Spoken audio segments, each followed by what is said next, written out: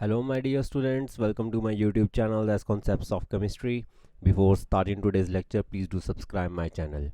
My dear students, today we are going to study the topic called De-chancourtois classification, which came after the Daubigner classification.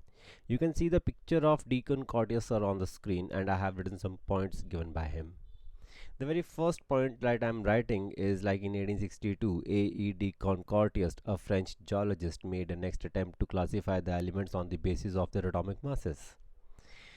Let's come to the second point.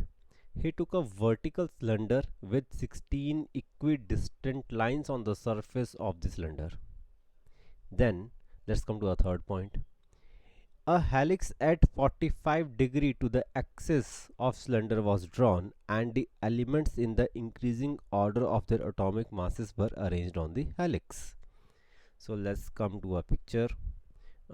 It is the like cylindrical table given by De-chancourtois sir, and you can see the elements over here which are arranged in the helical form, like I have it as a lithium, beryllium, boron, carbon, and this helix is at the angle of 45 degrees, in which the different elements are there like lithium, beryllium, boron, carbon, and these elements are in the increasing order of their atomic masses.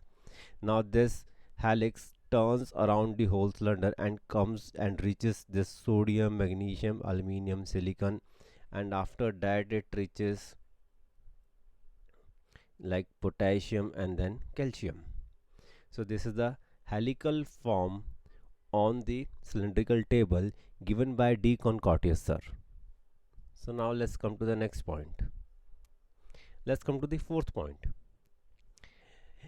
He observed that elements which differed from each other in atomic mass by 16 or by the multiples of 16 fell in the vertical line from the center of spiral and showed nearly the same properties. So let's come to the next picture to explain this point. De-chancourtois stated that the elements which are coming in the vertical line will have the same properties. Which vertical line? Let me show you.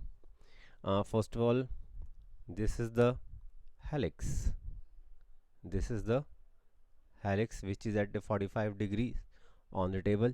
So you can see that here is oxygen, and this helix is starting from another oxygen, because we have tried to show that cylindrical table on the 2D paper. So we have just started from oxygen over here, then again this is the another helix, and this the helix is further continuing next. So here what De-chancourtois tried to explain, that the elements which are coming in the same vertical line. So let me show you that vertical line.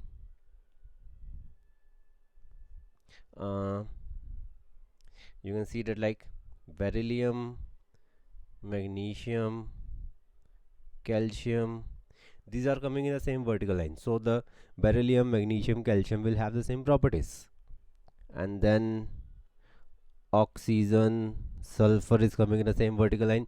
So oxygen and sulfur will have the same properties. Let me take another example. It's like lithium, sodium, potassium. These three elements are coming in a straight line, same straight vertical line, sorry. So lithium, sodium, potassium will have a same properties. Hopefully you understood this point. Now let's come to the fifth one. Now the fifth point, the very last point. This classification of element was actually not accepted at that time.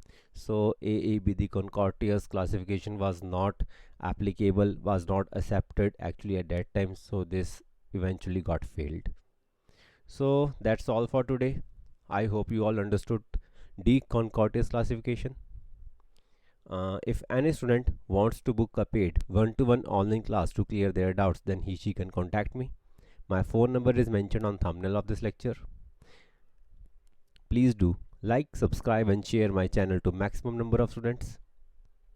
Don't forget to press the subscribe button. Stay blessed.